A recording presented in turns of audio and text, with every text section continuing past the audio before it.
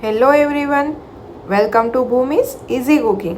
આજે હું આપને બતાવીશ કોઈ પણ પ્રકારના એસેન્સ કે કલર વગર એકદમ ટેસ્ટી એવો આ આઈસ્ક્રીમ સરળતાથી ઘરે કઈ રીતે બને તેના માટે આ વિડીયોને છેલ્લે સુધી અચૂક જોજો।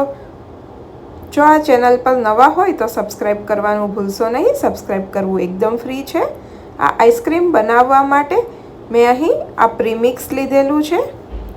આ પ્રીમિક્સ એકદમ જ ફટાફટ તથા ઘરે કઈ રીતે બને તેના માટે તેની લિંક વિડીયોના ડિસ્ક્રિપ્શન બોક્સમાં આપેલી છે। હવે એક બોલની અંદર મેં 500 ml જેટલું ફૂલ ફેટ દૂધ લીધેલું છે। તેને ગેસ પર ગરમ કરવાનું છે।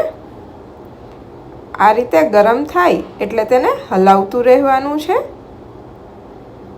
એક ઉફાણો આવે એટલે તેને આ રીતે હલાવી દેવાનું છે અને ગેસની આંચ ધીમી કરી દેવાની છે। આ રીતે ધીમી આંચ પર તેને થોડીવાર કૂક થવા દેવાનું છે। હવે નોર્મલ ટેમ્પરેચર પર આપણે જે દૂધ હોય તેમાં પ્રીમિક્સ ઉમેરવાનું છે। તે પહેલાં મેં અહીં દૂધની અંદર મલાઈ ઉમેરેલી છે। આ બિલકુલ ઓપ્શનલ છે, તમે ક્રીમ પણ ઉમેરી શકો છો, પણ મલાઈ ઉમેરવાથી તેનો ટેસ્ટ ખૂબ જ સરસ આવશે। હવે મેં અહીં નોર્મલ ટેમ્પરેચર પર જે દૂધ હોય તેમાં બનાવેલું પ્રીમિક્સ ઉમેરેલું છે। આ પ્રીમિક્સને તેમાં ઉમેરી અને સારી રીતે મિક્સ કરવાનું છે જેથી કરીને તેમાં કોઈ લમ્સ ન રહે। તમે જોઈ શકો છો કે એકદમ સારી રીતે મિક્સ થતું જાય છે। તો આ રીતે તેને નીચે જ હલાવી લેવાનું છે, એકદમ ગરમ દૂધમાં તે ડિરેક્ટલી નથી ઉમેરવાનું। તો આ પ્રીમિક્સને મેં નોર્મલ ટેમ્પરેચરવાળા દૂધની અંદર એકદમ સારી રીતે મિક્સ કરી દીધું છે। હવે તેને ઉકળતા દૂધની અંદર ઉમેરી દો અને તેને હલાવી લો। જે દૂધને ધીમી આંચ પર આપણે 5 થી 7 મિનિટ સુધી ઉકાળ્યું હતું તેમાં હવે આ પ્રીમિક્સ ઉમેરી તેને હલાવી લો અને ફરી 5 થી 7 મિનિટ સુધી તેને ઉકાળો।